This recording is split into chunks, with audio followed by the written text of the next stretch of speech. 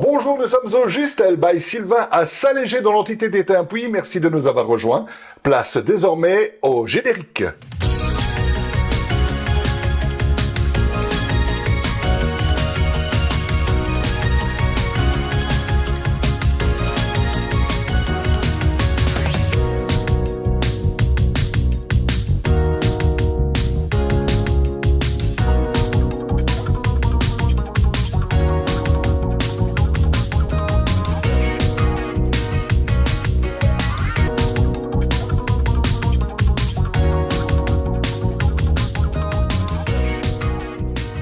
Dans cette 5e émission de Hello les artistes, nous allons plonger au cœur de la scène artistique avec des invités talentueux et inspirants. Entre interviews exclusives, performances captivantes et découvertes inédites, laissez-vous emporter par la passion de ces artistes qui façonnent déjà le monde de demain. Désormais, place au sommaire.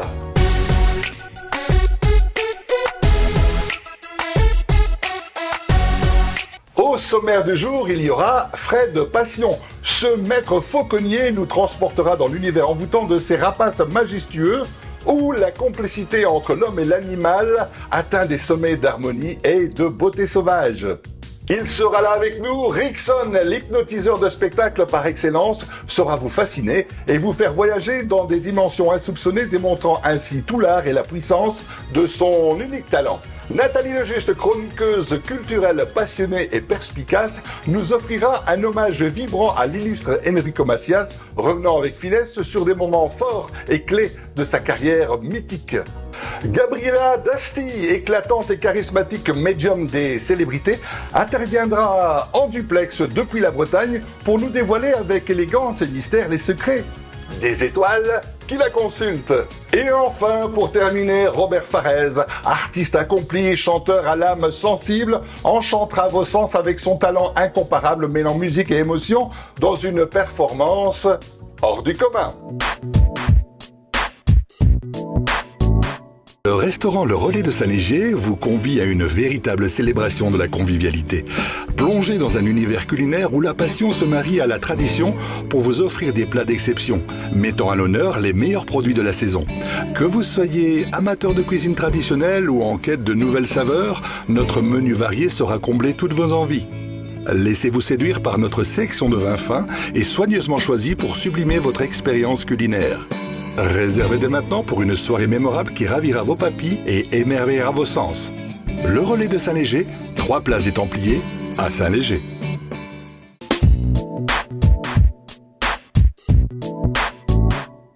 Nous vous l'annoncions en début d'émission, il est avec nous Robert Farez. Bonjour Robert. Bonjour David. Parlez-moi un peu de ces décennies de chansons. Bon, ça fait déjà, oui, j'ai commencé en 1979. Les années passent très vite et on a fait 15 albums. Voilà, donc on a participé à une comédie musicale aussi et maintenant dans un projet de film qui va bientôt sortir. Quel regard vous portez justement avec ces années qui ont passé sur la musique qu'on produit aujourd'hui? Disons que j'ai peur de l'IA, l'intelligence artificielle, parce que bon, j'ai pu constater, on a fait quelques essais comme ça pour voir. Et quand j'ai vu les résultats que ça donnait, je dis, on n'a plus besoin de studio, on n'a plus besoin de chanteurs, de chanteuses, on n'a plus besoin de musiciens, et ça devient, c'est très grave. Pour moi, je comprends que bon, il y a eu des grèves en Amérique, entre autres, des grèves des acteurs. Voilà, faut faire attention. Ça peut apporter un plus, mais l'avenir le dira. Hein. La modération en tout cas. Oui, absolument. Quand on évoque Robert Farez, il y a inévitablement un grand succès, c'est Les Chevaux de Bois. Alors, parlez-moi de cette aventure des Chevaux de Bois. J'ai écrit ça en 1980, et puis je pensais pas que ça allait donner quelque chose comme ça. On est quand même presque à 20 000 exemplaires pour le moment de cette chanson qui m'a demandé de toute façon partout. Et c'est un peu ma marque de fabrique quelque part. Tous les artistes ont une chanson phare, moi c'est Les Chevaux de Bois. Alors comment vous expliquez ce succès? Parce que je pense que ça rappelle de bons souvenirs. Bon, quand on parle des chevaux de bois, du moins pour les gens de ma génération, on se voit petit enfant avec les manèges qu'on essayait d'attraper la floche comme on disait. Voilà, et donc indéniablement, ça plaît. Est-ce que vous êtes capable encore de vous inspirer d'autres artistes? Oui, ben, bien sûr. Et quand je prépare un nouvel album, j'essaye d'écouter aussi tout ce qui se fait en français, uniquement en français. Parce que l'anglais, c'est pas vraiment ma tasse de thé. Et donc, je regarde les tendances, je regarde un peu leur façon d'écrire, je regarde au niveau des arrangements, pour essayer toujours quand même, malgré tout, de rester un petit peu dans la mouvance. À vos débuts, quelles étaient vos influences musicales? Eh bien, c'était Hervé Villard. Bon, j'ai commencé, au départ, j'aimais bien Mireille Mathieu, Édith Piaf, Michel Thorne, tous les chanteurs à voix. Voilà. Et donc, j'ai été bercé par ça aussi pendant mon enfance. Luis Mariano, avec Chien perdu sans collier. Je l'ai écouté, j'avais 3 ans et quand j'ai commencé un petit peu à chanter, on me mettait un petit peu sur un tabouret et puis voilà, je chantais. C'était très agréable. Après, quand j'étais un tout petit peu plus vieux, j'avais la chance d'aller chez ma grand-mère et il y avait une véranda. Donc, le son portait très très bien. Et alors, les gens venaient écouter quand je chantais, ils se cachaient. De temps en temps, ils jetaient un petit coup d'œil. Et voilà, bon, c'est tous des bons souvenirs, quoi. Est-ce qu'il y a un fait dans votre carrière qui vous a marqué de façon heureuse ou malheureuse? Oui, ben, disons que bon, on garde toujours les bons souvenirs, de toute façon. Donc, pour moi, peut-être le Festival d'Évreux. Ça a été une grande surprise. J'ai fait ce festival en 1980. Et là, j'ai remporté le premier prix des jeunes et surtout un prix très important. C'était le prix de la SACEM, la meilleure interprétation à l'époque. Donc ça voulait peut-être déjà dire quelque chose. Parce que je suis un chanteur plus peut-être à texte. Voilà. Votre côté auteur-compositeur, comment vous le travaillez? Ça vient tout seul. C'est-à-dire que bon, quand je ressens à un moment donné l'envie d'écrire. Et là, je sais que je dois commencer. Ou alors quand je suis devant une obligation, alors à ce moment-là, voilà. Et j'essaie de trouver toujours, pour commencer, la musique, j'écris la musique, et puis les paroles. Il faut que les paroles collent vraiment avec la musique. C'est très important pour moi, ça doit former vraiment un tout. Alors en 2024, il y a eu cette grande aventure cinématographique. Je n'oserais pas dire que vous êtes devenu acteur, mais enfin, en tout cas, vous êtes acteur dans ce film de Pascal Mas, Marceau Varnias. Oui, La Résurrection de la Paumée, c'est une très belle aventure. Ça a pris quand même, entre le début de l'écriture et la sortie du film, dans quelques semaines, ça a pris quand même 2 ans de travail. C'est un bon film, je pense, à la française, voilà. Il n'y a pas de violence, on va certainement rire beaucoup, enfin on l'espère. Est-ce que votre rôle est drôle? Ben ça peut être drôle, c'est complémentaire avec l'autre acteur. Parce que bon, j'incarne un ange inquisiteur, voilà, dans ses réflexions, etc. Et bon, bah, ça s'est très bien passé. Et puis Pascal est quelqu'un qui sait quand même bien vous orienter dans le travail. On n'a pas dû faire beaucoup de prises pour ce que... Et puis je connaissais déjà, avant de commencer, il m'a donné le scénario. Quand j'ai commencé à filmer, eh bien je connaissais mon texte par cœur. Donc à partir du moment où c'est comme ça, les choses sont beaucoup plus faciles, quoi. Qu'est-ce qui vous a attiré vers ce personnage? Ah ben, il m'avait déjà réalisé un clip vidéo. Et puis, donc on est devenus des amis. Et il est venu me parler un petit peu d'un projet qu'il avait. Il m'a dit, ben voilà, je voudrais bien faire un film, je vois telle chose. Il y aura. Et puis à un moment donné, il me dit, ben dans le film, il y aura aussi le rôle d'un ange inquisiteur. Et à ce moment-là, j'ai dit, ça y est, il va me demander de le faire. Et 2-3 minutes après, c'est ce qu'il faisait. Je dis, ben ça va, pas de problème, je fonce, parce que je suis quelqu'un j'aime bien de tenter l'expérience. Ça fonctionne pas, mais c'est un acquis supplémentaire. Là, avec ce que vous dites, c'est spontané, mais qu'est-ce qui vous a attiré pour dire justement oui? Parce que je me suis dit, oui, c'est quelque chose qui m'ira bien. Et puis j'ai vu le scénario et ça... Voilà, c'était ce qu'il fallait que je fasse. Alors, fait important dans le film, il y a 3 de vos chansons. Oui, c'est ça. Ça, c'est un beau cadeau supplémentaire qu'on m'a fait. C'est-à-dire que le générique de début, c'est la chanson, donc Changer de peau. Donc ça va bien avec justement l'évolution du personnage, c'est un petit peu teinté d'images actuelles, voilà, donc de la vie actuelle, ça suit son cours. Et puis alors il y a le générique de fin, ça c'est une de mes dernières compositions. Et entre-temps, il y avait une scène où on dansait et il a pris la chanson Caroline Holguin, un hommage aux femmes. Donc pour moi, c'est formidable. Cher Robert, notre interview touche à sa fin, mais qu'est-ce qu'on peut vous souhaiter? Que ça continue encore longtemps comme ça, que je puisse encore me produire, chanter avec, parce que moi, ça fait partie de ma vie. Je donne toujours le maximum et le public me le rend bien, parce que j'ai un public qui me suit depuis plus de 40 ans maintenant. Bien sûr, il y a des nouvelles personnes qui arrivent et il y en a d'autres qui s'en vont, parce que bon, les années passent aussi bien pour eux que pour moi. Voilà. Eh bien, Robert, merci d'être venu sur ce plateau. On vous souhaite le meilleur. Et quant à nous, eh bien, on se retrouve, mais juste après ces petits messages. Les établissements Cantrenne sont fiers de vous offrir une expertise inégalée en tant que concessionnaire officiel de la gamme Subaru. Que vous cherchiez un véhicule neuf, d'occasion ou les dernières nouveautés Subaru, nous avons ce qu'il vous faut pour répondre à toutes vos attentes en matière de performance et de fiabilité. Grâce à notre partenariat avec le réseau 123, nous assurons également un service de réparation de haute qualité pour toutes les marques de véhicules. Pour toute demande d'information, nous contactez au 069 88 85 85. Établissement Cantrenne, rue Grande Couture à Orc. Découvrez le charme du cabaret-spectacle Le Justel à Saint-Léger. Plongez dans un univers où l'élégance et la créativité se rencontrent pour offrir des soirées inoubliables. Le Justel vous propose également sa salle de réception avec une cuisine de qualité et son service traiteur pour vos événements privés.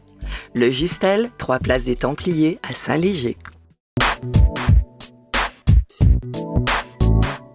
Alors, nous commençons cette émission avec un passionné de rapaces. Il est avec nous, Fred Passion. Bonjour. Alors, Fred, parlez-moi de cet animal.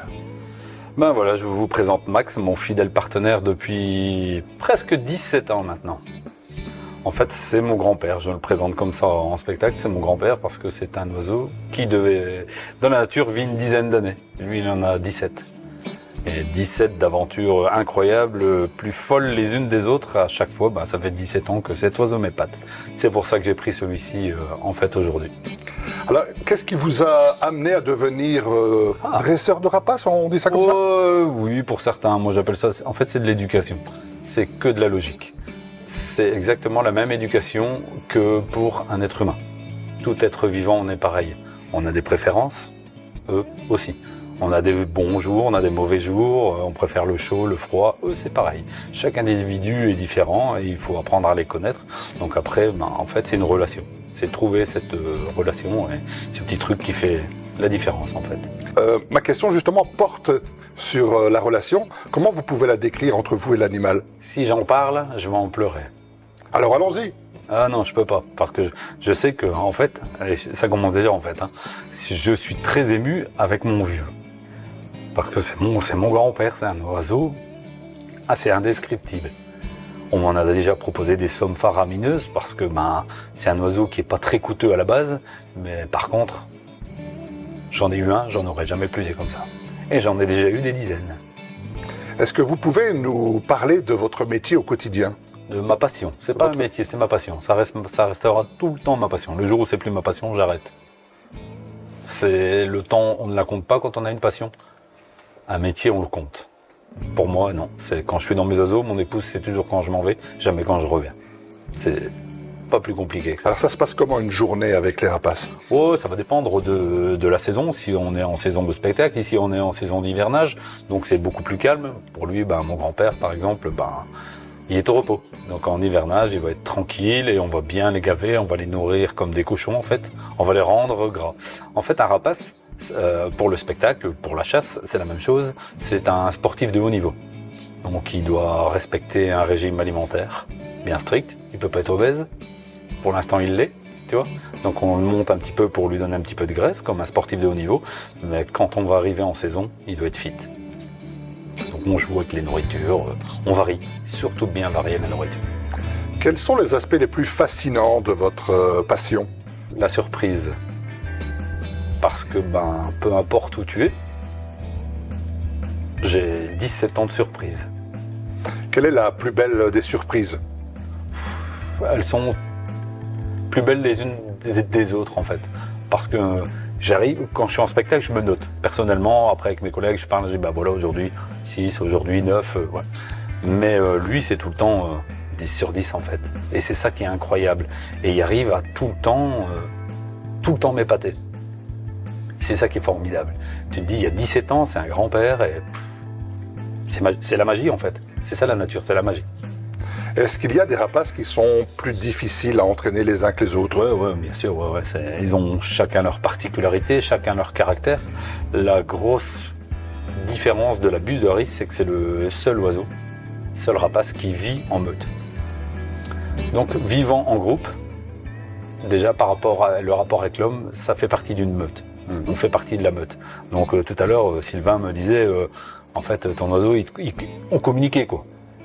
Il fait des petits bruits et on communique, en fait. C'est juste un langage. Le plus difficile, c'est peut-être quand même le faucon. Parce que le faucon, c'est un oiseau de haut vol, donc c'est un oiseau qui va partir très très loin. J'en ai un qui peut partir parfois 3 heures. Ouais. Et puis il revient. Voilà. Et sans chasser, ça c'est magnifique. C'est pour ça que on va comparer le faucon à une Formule 1. Faut vraiment savoir piloter, avoir l'expérience. Parce que tu prends pas une voiture avec 500 ou 1000 chevaux et faire du rodéo. Alors, quelle est la durée de dressage ou d'entraînement d'un rapace? Qui pourrait dire, peu importe dans le domaine, le métier que tu fais, en 15 jours, en 3 mois, tu apprends un métier. C'est pas possible. Impossible. On est tous des êtres vivants, on est tous différents. On a tous des réceptivités différentes par rapport aussi au moment, aux humeurs. Donc ça va dépendre. Tu vas commencer avec un oiseau, il y a des oiseaux qui vont aller plus vite que d'autres. Pourquoi? Parce que la nature est ainsi faite. On est tous différents et c'est toujours se remettre en question et ne jamais dire lui je l'ai fait en 6 mois, son frère je vais le faire en 6 mois. C'est pas possible. Comment s'établit la confiance, par exemple, avec un rapace? La nourriture. En fait, un rapace ne mange qu'en zone de confiance. Moi je dis tout le temps en zone de confiance. Ça veut dire que quand il a confiance, il se nourrit près de toi. Si l'oiseau a peur de toi, il ne mange pas. Il va se laisser mourir, mais il va pas manger. Donc quand j'acquiers un nouvel oiseau, ce que je fais, c'est que je le prends, je le mets dans la volière du fond pour être le plus tranquille possible. Je lui donne beaucoup à manger, plus qu'il ne faut, et je le laisse tranquille. Et je travaille les autres oiseaux devant lui, afin qu'il puisse m'observer et comprendre un peu le fonctionnement rien que du regard. Et puis, un jour, tu vas approcher, et en fait, tu vas voir que l'oiseau à la volière, il vient devant la volière. C'est lui qui vient te chercher. Là, c'est le bon début. Tu te dis, voilà, il a déjà établi une confiance. C'est lui qui a fait le pas. Tu ne dois jamais être intrusif. Donc tu vas rentrer dans la volière, tu lui déposes la nourriture. Tu regardes. Ça dure 30 secondes. S'il vient manger près de toi, tu ne bouges pas. Tu ne fais rien, surtout pas. Tu attends paisiblement. Et quand il a terminé le repas, tu sors. Rien d'autre. S'il ne mange pas près de toi, tu sors de la volière et tu continues ton train-train. Et il y a un jour où il y a un déclic. Et le déclic, c'est que l'oiseau mange près de toi. Et quand l'oiseau mange près de toi, il partage son repas. Ça veut dire que tu fais partie de la meute. Et c'est là que le travail va réellement commencer. La fauconnerie date du Moyen-Âge. Oui. Quel regard vous portez sur son évolution jusqu'à aujourd'hui? Elle a énormément évolué, parce que dans le passé, c'était que la noblesse. Maintenant, je veux dire, un peu monsieur tout le monde peut acquérir un oiseau. Donc on n'a plus le même travail. Avant, c'était essentiellement pour la chasse. Maintenant, il y a aussi le spectacle. Donc c'est un autre travail. Parce que nous, le plus compliqué pour nous, c'est d'apprendre à l'oiseau à ne pas les chasser. Ça, c'est le pire des oiseaux pour ça, pour la chasse. Il ne rate jamais l'opportunité, peu importe où tu es. Il a été élevé en captivité, ils sont tous élevés en captivité, ils sont tous bagués, pucés, mais ils ne perdent pas l'instinct. Donc on doit leur faire comprendre qu'en fait, c'est plus facile de venir se nourrir sur le gant que d'aller chasser. Essayez là de trouver cette complicité. Même si, quand il y a un petit pigeon à côté d'eux, ça va très vite, ou un petit lapin qui court, parce que c'est sa nourriture de prédilection, son instinct est toujours là. On en arrive tout doucement à ma dernière question. Est-ce que dans vos spectacles, il y a un message pédagogique? Oui, bien sûr, bien sûr, bien sûr. Déjà, je vais parler aux enfants, je vais toujours prendre les enfants. Je commence mes spectacles avec les enfants. Je les fais interagir, je les rentre dans la scène. Et là, je leur parle rien qu'à eux, sans les parents. Et on va jouer. Mais je vais leur expliquer que quand il y a du respect, on peut jouer autrement. Ça veut dire qu'on va passer la frontière, on va passer la barrière. Souvent, quand vous allez voir un spectacle, vous ne pouvez pas y participer. Moi, je vais prendre le gant. Souvent, je vole moins mes oiseaux que le public. Je lance mon oiseau, je regarde un petit peu pour les vents, parce qu'on est tributaire des vents. Je lance un peu, je vois un peu son humeur, et une fois qu'on est parti, pouf. Et je vais expliquer aux enfants, déjà, je vais leur dire que peu importe l'animal, c'est pas un jouet. C'est une responsabilité. Donc avant d'acheter, on réfléchit. C'est pour ça que, par exemple, moi, j'organise aussi des journées découvertes. Parce que parfois, j'ai eu un petit garçon, c'était le petit garçon d'un ministre, et il voulait acquérir une chouette. Donc son papa prend rendez-vous, ils viennent à la maison, on fait une journée découverte, il s'appelait Théo, il se reconnaîtra peut-être. Et en fait, à la fin, on discute autour d'un verre, et puis je lui pose la question, Théo, à la fin de ta journée, tu as fait voler tous les oiseaux. Chouette, buse, faucon, aigle, caracara, vautour. Tu devrais choisir un oiseau. Dis-moi quel oiseau tu choisirais. Et là, il me dit le faucon. Je vais comparer en fait vulgairement pour vous faire comprendre que le petit garçon était parti avec une 2 chevaux et à la fin, il sortait avec une Ferrari. C'est pas les mêmes chevaux. Vous voyez ? S'il n'y avait pas découvert, il aurait fait un mauvais choix. Quand on fait un premier mauvais choix, c'est un animal. L'animal ne peut pas être tributaire de nos mauvais choix. Donc c'est pour ça que j'aime bien pouvoir donner un petit peu des explications et jouer un petit peu avec les gens et leur montrer les différentes techniques et différentes contraintes des oiseaux, d'un faucon, d'une buse, d'un aigle et d'un nocturne. Fred, merci d'être venu sur ce plateau, c'était très passionnant. Merci à toi. Vous serez toujours le bienvenu pour encore parler plus profondément de tel ou tel sujet sur les rapaces. Merci à beaucoup. Vous. On se retrouve après la pause. Vous êtes un artiste ou un intervenant culturel, résidant loin et ne pouvant pas vous rendre physiquement à notre émission ? Pas de souci, nous avons une solution pour vous, les interviews en duplex vidéo. Peu importe où que vous soyez dans le monde, nous vous offrons l'opportunité de partager votre passion confortablement installé chez vous. Contactez-nous pour réserver votre créneau d'interview en duplex via l'adresse hellolesartistes@dvmproduction.com. Vous recherchez l'excellence en son et lumière pour votre prochain événement ? Ne cherchez plus, pensez Sonortech.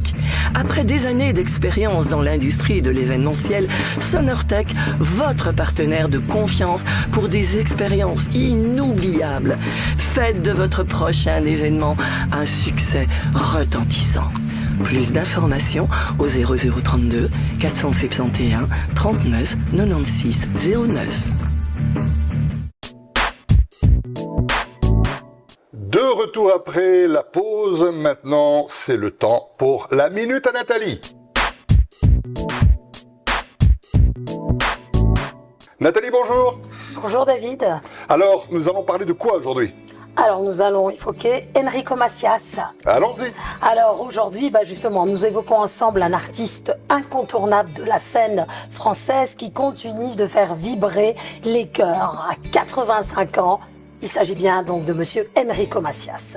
Alors malgré les polémiques qui l'entourent ces dernières années, il reste un symbole de la chanson méditerranéenne et un porte-voix des messages universels à la fois de paix et d'amour. Son actuelle tournée est la preuve vivante qu'il demeure une figure indétrônable, fidèle à ses valeurs et à son public. Une tournée symbolique à 85 ans. Enrico Macias prouve qu'il n'a rien perdu de son amour pour la scène. Sa tournée actuelle qui traverse la France et bien au-delà est un véritable tour de force.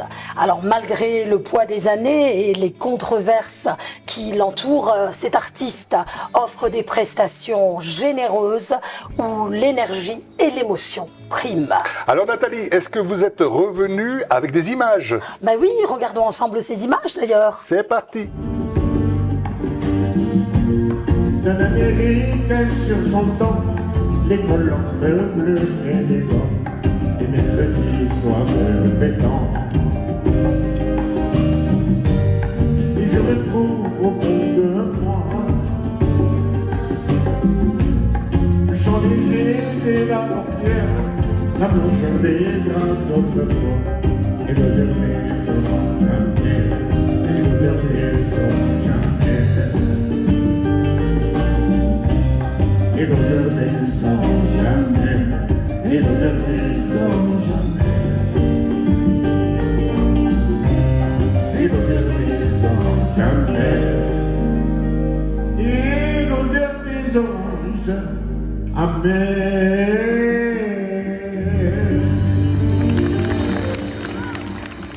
On a comme l'impression que l'âge n'a pas d'emprise sur le bel Enrico. Ah, en effet, chaque concert nous rappelle que malgré tout, Enrico Macias chante avant tout pour rassembler. Le public d'ailleurs ne s'y trompe pas. Ses fans sont au rendez-vous, prêts à vibrer sur ses plus grands succès et à communier dans cet esprit à la fois de fête et de fraternité qu'il incarne. Une figure incontournable envers et contre tout. Malgré les polémiques, Enrico Macias reste une légende de la chanson française. Sa tournée est à la fois un triomphe qui rappelle à quel point ses chansons sont intemporelles et son message universel. Loin des controverses, il continue de chanter l'amour, la paix et la fraternité, touchant des générations entières. À 85 ans, Enrico Macias nous montre que la passion pour la musique peut transcender les difficultés et à la fois les critiques. Il est et restera un artiste qui chante l'espoir, un message plus que jamais nécessaire dans le climat actuel. Que l'on soit d'accord ou non avec ses opinions, il est indéniable qu'il a marqué et continue de marquer la scène française avec une énergie et un enthousiasme rares. Merci beaucoup Nathalie pour nous avoir parlé d'Enrico. On vous retrouve le mois prochain? Avec plaisir. Pour l'instant, une autre pause. DVM Productions vous propose une expérience studio inégalée. Que vous soyez un artiste confirmé ou débutant, nous comprenons l'importance de capturer chaque moment avec précision. Nous mettons tout en œuvre pour réaliser votre rêve. DVM Productions, c'est aussi le studio vidéo. Nous sommes là pour concrétiser votre vision. Pour vos messages originaux, utilisez notre studio chroma key. Prêt à donner vie à votre projet? Alors contactez sans plus tarder DVM Productions via le site www.dvmproduction.com. Vous êtes un artiste ou un intervenant culturel, résidant loin et ne pouvant pas vous rendre physiquement à notre émission? Pas de souci, nous avons une solution pour vous, les interviews en duplex vidéo. Peu importe où que vous soyez dans le monde, nous vous offrons l'opportunité de partager votre passion confortablement installée chez vous.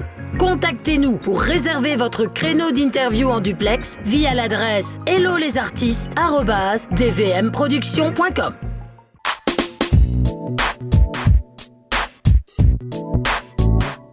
Il est temps pour nous d'établir notre duplex, non pas avec le Canada, mais avec la Bretagne. Pour rejoindre notre invitée du jour, elle est clairvoyante, éveilleur de conscience et médium. Je veux parler de Gabriela Dasti. Bonjour Gabriela. Bonjour David, bonjour tout le monde. Alors Gabriela, en un mot, qui êtes-vous? Alors je m'appelle Gabriela Dasti, je suis clairvoyante médium, j'exerce depuis 40 ans. Et j'ai un parcours un petit peu atypique. Je suis née en Italie, j'ai vécu toute mon enfance dans la région parisienne. J'ai vécu dans plusieurs pays, notamment la Belgique, le Québec et Chypre. Et aujourd'hui, je suis en Bretagne depuis 5 ans. Et puis demain, je serai où là, le vent m'emmènera. Gabriela, dites-moi, comment avez-vous débuté à travailler avec des célébrités? Alors avant d'exercer le métier de voyante, j'ai été dans le milieu artistique, donc j'ai côtoyé énormément de monde, principalement les musiciens qui accompagnaient pas mal de chanteurs français et étrangers, et c'est comme ça que j'ai pu avoir accès à ces célébrités. Quelle est la différence fondamentale entre une consultation entre une célébrité et une personne normale? Alors en fait, moi, je vois la personne qui est devant moi, je la vois comme quelqu'un qui est un être humain avant tout. Donc je fais abstraction du fait qu'il soit médiatisé ou artiste, et j'essaie d'être le plus neutre possible. C'est plutôt la personne qui est devant moi qui va être différent vis-à-vis du contact que je peux avoir avec lui, mais je ne fais pas trop de différence en fait. Personnellement, moi je voudrais pas, je veux dire ce que j'ai à dire, pareil pour une autre personne, qui serait, on va dire, moins médiatisée. Gabriela, sans dévoiler de nom, pouvez-vous nous parler d'une expérience que vous avez eue avec une célébrité? Ah oui, alors j'en ai une qui est assez intéressante, c'est que je me trouvais sur un plateau de TV, et il y avait un artiste qui était à côté de moi, comme je vous l'ai dit tout à l'heure, je fréquentais beaucoup ce milieu, et j'allais régulièrement sur un plateau, et là il y avait un chanteur à côté de moi, qui a su que j'étais voyante. Il m'avait posé une question, il m'avait demandé son parcours professionnel et la suite. C'est quelqu'un déjà de connu à la base. Et j'ai un flash, je le vois connu à Montréal sur la nuit de Sainte-Catherine. Il ne connaissait absolument pas ce pays, en tout cas en tant qu'acteur. Enfin, il était acteur aussi, donc il est chanteur. Et il s'avère que j'ai vu à sa réaction qu'il n'était pas trop dans la confiance, enfin il doutait un petit peu de ce que je lui avais dit. Et en fait, 1 an après, je me retrouve à Montréal et je vois en première page ce chanteur avec un spectacle qu'il animait au moment où je m'y trouvais. Donc je pense qu'à ce moment-là, il a dû penser à moi parce qu'il m'avait demandé mon prénom à l'époque et il est possible qu'il se soit souvenu de cette anecdote. Et comment les célébrités réagissent-elles aux prédictions et aux conseils? Elles sont assez à l'écoute, mais il y a quand même un petit peu plus de prudence qu'une personne qui viendra en consultation privée. Mais en général, elles sont à l'écoute. Alors après, elles font ou elles ne font pas, mais je ne suis pas déçue de cette écoute, justement. Dites-moi, Gabriela, où vous retrouve-t-on sur les réseaux sociaux? Eh bien, vous tapez Gabriela Dasti, voyante, clairvoyante ou médium, et puis vous me trouverez sur les réseaux, sur Facebook, sur TikTok, sur Instagram. Et puis j'ai un site aussi, vous le verrez sur Google. Voilà, si vous voulez, et si vous avez besoin de mes services, il n'y a pas de problème, je suis là. Gabriela, une dernière question. Est-ce que vous pensez que l'avenir peut vous laisser des opportunités médiatiques pour votre carrière? Écoutez David, on s'est connus il y a une quinzaine d'années, on se retrouve aujourd'hui, pour moi il n'y a pas de hasard. Déjà au niveau du feeling, je le sens, tant dans la prédiction que dans la relation que j'ai avec vous. Donc je pense qu'il peut y avoir un suivi, et puis j'espère que ça va plaire les auditeurs ou les téléspectateurs. Voilà.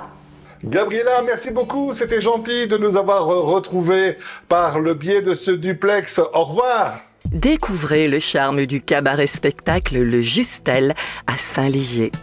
Plongez dans un univers où l'élégance et la créativité se rencontrent pour offrir des soirées inoubliables. Le Justel vous propose également sa salle de réception avec une cuisine de qualité et son service traiteur pour vos événements privés. Le Justel, 3 places des Templiers à Saint-Léger. Vous êtes un média sur le web, de presse, radio, TV ou web TV et vous cherchez à étendre votre audience et à promouvoir la diversité artistique? Alors rejoignez-nous en tant que partenaire de l'émission Hello les artistes. Ne manquez pas cette occasion de soutenir la créativité et de faire briller de nouveaux talents. Contactez-nous pour discuter des opportunités de partenariat via l'adresse hellolesartistes@dvmproduction.com. Vous êtes un artiste ou un intervenant culturel, résidant loin et ne pouvant pas vous rendre physiquement à notre émission? Pas de souci, nous avons une solution pour vous, les interviews en duplex vidéo. Peu importe où que vous soyez dans le monde, nous vous offrons l'opportunité de partager votre passion confortablement installé chez vous. Contactez-nous pour réserver votre créneau d'interview en duplex via l'adresse hellolesartistes@dvmproduction.com.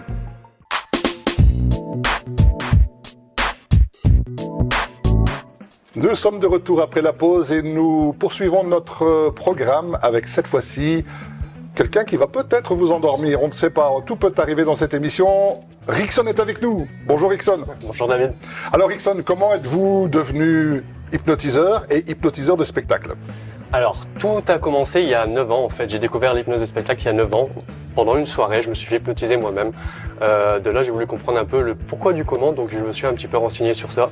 J'ai lu des livres, j'ai regardé des vidéos. Je me suis entraîné sur des amis qui ont été aussi mes premiers réceptifs. De là, je me suis rapproché d'hypnotiseurs de rue en fait, qui m'ont appris beaucoup de choses par rapport à l'hypnose et tout ça, donc qui s'appelle la street hypnose. À ce moment-là également, j'ai eu la chance de pouvoir rencontrer une personne qui allait ouvrir un cabaret. J'ai pris contact avec cette personne, il m'a dit écoute, on va essayer pendant une soirée, on verra bien. Et finalement, je suis resté 1 an avec cette personne. Donc ça m'a appris énormément de choses pour la scène, ça m'a appris énormément de choses sur l'hypnose et j'ai pu créer mon premier spectacle grâce à ça. Et depuis, voilà, ça fait 8 ans que je monte sur scène, là, ça fait 1 an et demi que je travaille avec le Justel et voilà, c'est incroyable. L'hypnose fascine beaucoup, elle est entourée de mystères, elle fait peur? Alors peur, oui, les personnes qui ne connaissent pas forcément l'état d'hypnose ont peur sur le coup. C'est aussi ça que nous, hypnotiseurs, devons faire, c'est rassurer la personne, leur montrer qu'il n'y a vraiment rien de dangereux par rapport à ça, et puis après les ramener dans notre univers. Comment tu peux percevoir ton évolution? Alors comment voir ça déjà essayer de créer un autre spectacle enfin, pour qui tient la route. Forcément là, à l'heure actuelle j'ai un spectacle mais j'aimerais bien encore évoluer, la trame et tout ça, et puis avancer de plus en plus loin. Tu t'es rapproché de la SBL, Oser la Transparence. Exactement, ouais. Alors parle-moi un peu de tes rapports avec l'équipe de Oser la Transparence, et qu'est-ce que tu attends d'eux, et qu'est-ce qu'ils vont pouvoir faire pour toi? Alors, vraiment, Oser la Transparence, c'est un peu comme une petite famille, disons-le. Quand ils m'ont contacté, c'était juste après le Covid. Et à ce moment-là, franchement, avec l'hypnose, en plus, c'était assez compliqué. On pouvait pas forcément faire des spectacles et tout ça. Je m'attendais plus à vraiment monter sur scène. On va dire que Sylvain, Oser la Transparence et tout ça m'ont vraiment apporté ce truc-là, c'est-à-dire remonter sur scène, avoir confiance en moi et voilà, l'expérience est très belle parce qu'il nous fait vivre des expériences incroyables et j'espère que ça continuera très très loin encore comme ça. Alors Rickson, on se connaît, comment tu expliques l'hypnose aux gens qui ne connaissent pas l'hypnose?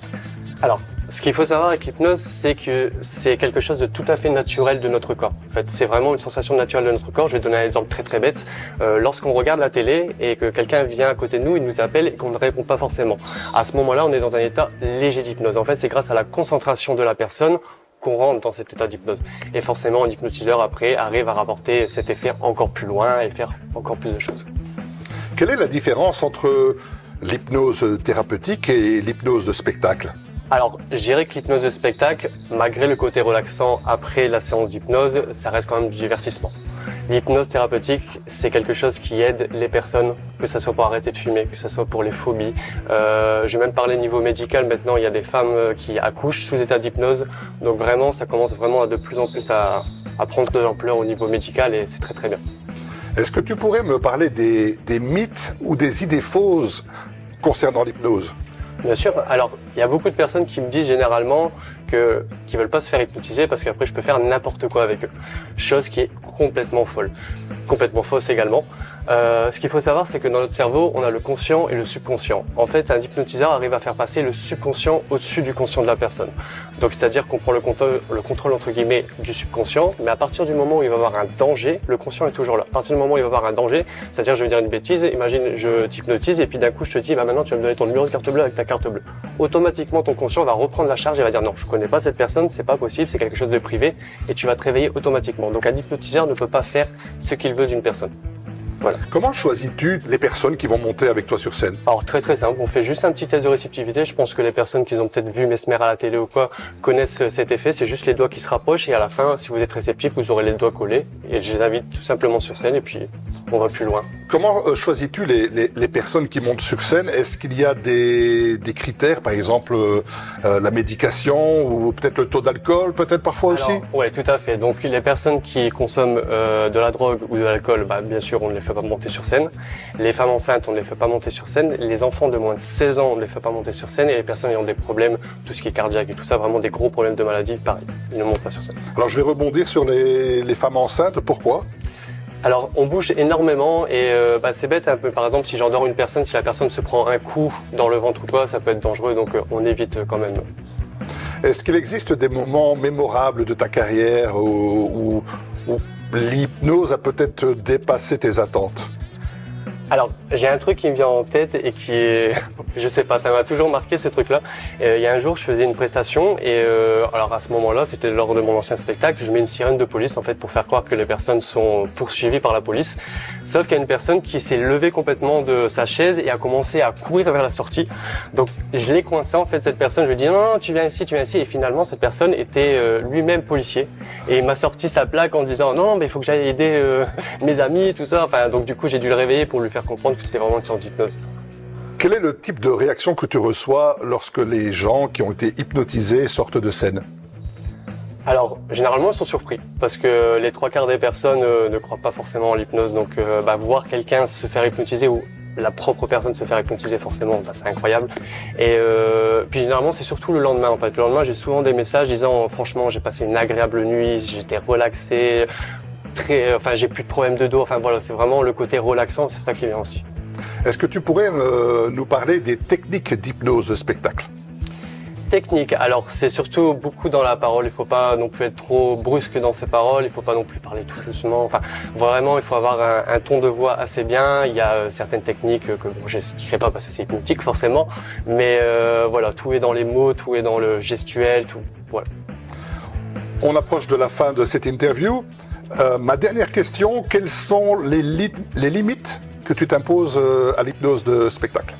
La bienveillance de la personne, parce qu'en soi, je pense que les personnes qui sont hypnotisées donnent la confiance à l'hypnotiseur.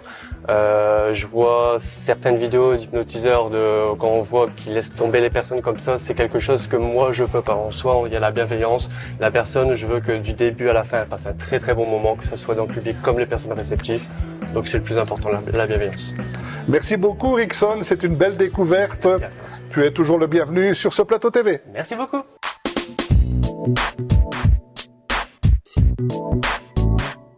Hello les artistes, c'est terminé pour aujourd'hui. Merci de nous avoir rejoints. On se retrouve le mois prochain avec un immense plaisir.